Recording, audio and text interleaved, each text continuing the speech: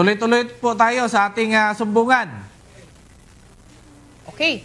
Subcontract delivery service. Hindi di umano na bayaran. Issued checks, tumalbog.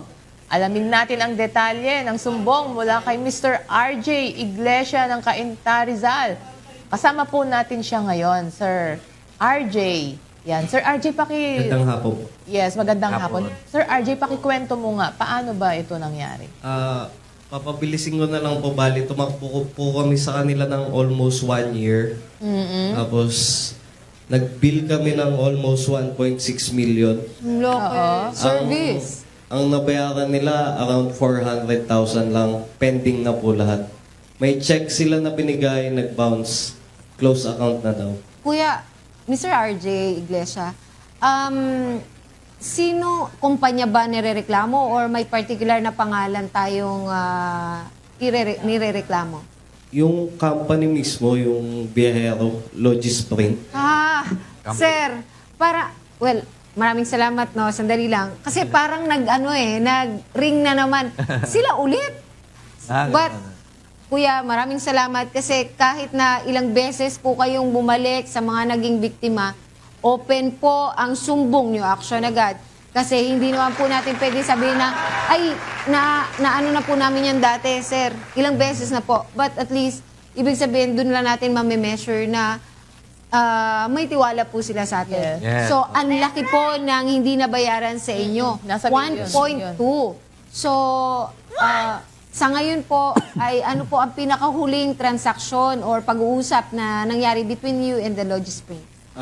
Ang last po is nung binigay nila yung 8 cheque sa amin, nag-clear yung isa, the rest wala na. Tapos wala na pong update talaga. Magkano po lahat yon yung check? Yung check, nasa 980,000. Yung total nung 8 check. Naiwan. Yung naiwan.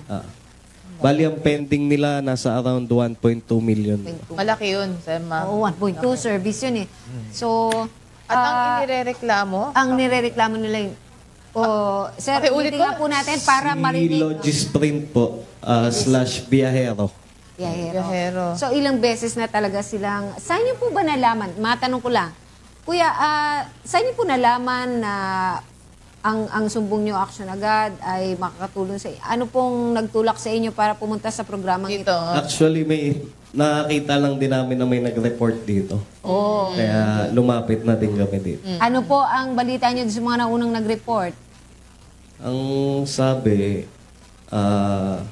dagdagan na lang daw yung kaso para mag-file na lang din daw para maalarma naman yung So, hindi itong kumpanya unang na yan. pagkakataon, ma'am? Hindi. na reklamo Sa sila? akin pa lang 3 beses na. At malalaking grupo. Yes, po. At malalaking. Ikaw ba, kuya, ay may kumpletong mga dokumento na magpapatunay na ikaw ay nagtrabaho under the Logisprint?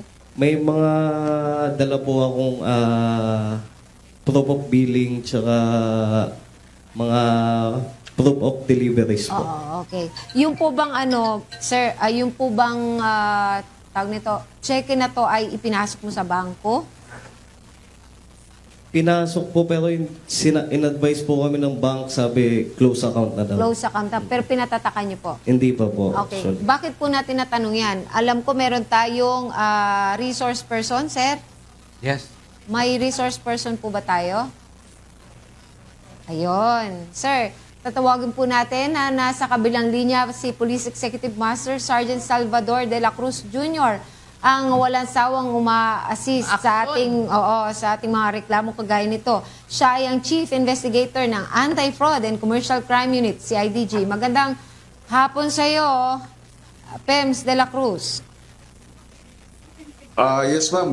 Good afternoon po sa ating lahat, sir. And of course, sa ating mga viewers at mga nakikinig sa ating programa po. Ma'am, hindi na po bago ito. Siguro pang-apat na beses ito na mayroon na namang nagrereklamo regarding dyan sa modus operandi ng biyahero. So, tatanong ko lang si Sir kung nakapagpadala na po ba siya ng notice of dishonor when it comes to the bouncing check. Sinasabi niya na may tumalbog na cheque. So, importante po natin dito is to magpadala siya ng notice of dishonor doon sa issuer. Yes po. Nakapagpadala Hindi na pa kayo, po, sir? hindi Oh, pa. hindi pa. Yes. Sige po, agad-agad papuntahin po siya dito sa ating opisina upang ating matutulungan sa pagproseso at pagpe-prepare ng mga dokumento para sa gano'n na may file natin sa piskalya. Okay. So, Mr. Iglesia, kagaya po ng sinabi ng ating resource person, kayo po ay siguro kay Pems de la Cruz, ipasundo na lang po natin since si Kuya po ay hindi naman din taga rito at hindi niya alam yung opisina.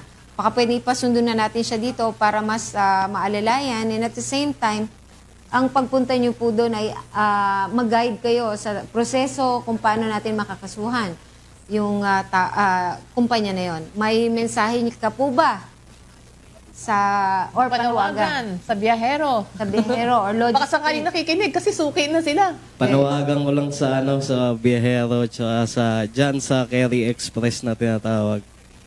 Sa mga nagbabalak pumasok, huwag nyo na ituloy. Ayun lang. Maraming salamat po.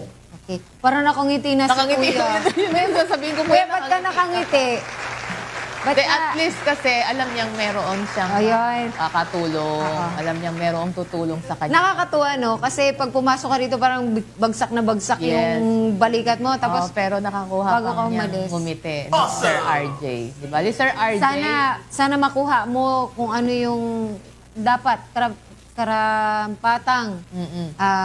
Kaya tuloy, yes ma'am, kaya tuloy-tuloy yung ang pagpa-file, walang urungan at i-provide niyo po lahat yung mga kailangan. Walang urungan to ha. Sir, Maraming salamat po sir sa pagtitiwala sa ating programa.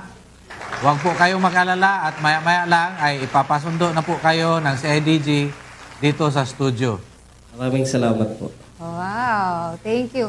Bagamat itong kaso na to, sir, ay paulit-ulit, hindi rin naman po natin magawa na i-post na, mag-ingat po kayo dyan, sapagkat hindi pa po naman din natin naririnig ang kabilang linya, ang side po Ng biyahero. ng biyahero or ng logisprint. Yes, oo. Maraming salamat din sa maagap na pagsagot ni Pem Salvador de la Cruz Jr. ng Fraud and Commercial Crime Division ng CIDG. CIDG. Maraming salamat. Yes sir. Kopya po sir. Anyway, ma'am, bukas naman po ang ating action center. Yes. Pag gustong magsalita, magbigay ng panig si Biyaheros, pwede naman, welcome naman siya Yes. dito. Para marinig naman ng ng mga Kasi leaders negosyo lang. nila yan, pwedeng ikasira nila. Yes. Pwedeng ikasira nila. Pwedeng yung mga tao na gusto ring magnegosyo Baka ay nila- makatulong sa kanila. Kaya lang, kuminsan hindi natin alam kung ano yung mga nangyayari, bakit nagkakaganito. Yes. So, bukas Huwag po, sagutin. oo, Huwag bukas sagutin. po ang aming Tanggapan. programa Tanggapan. para sa inyong panig at bukod din po doon ay at least makaharap nyo na rin sa tamang opisina ang lahat ng mga nagre-reklamo, Nagrereklamo. nagkakaproblema Yes. tungkol sa sistema na nangyayari po sa inyong negosyo. That's right.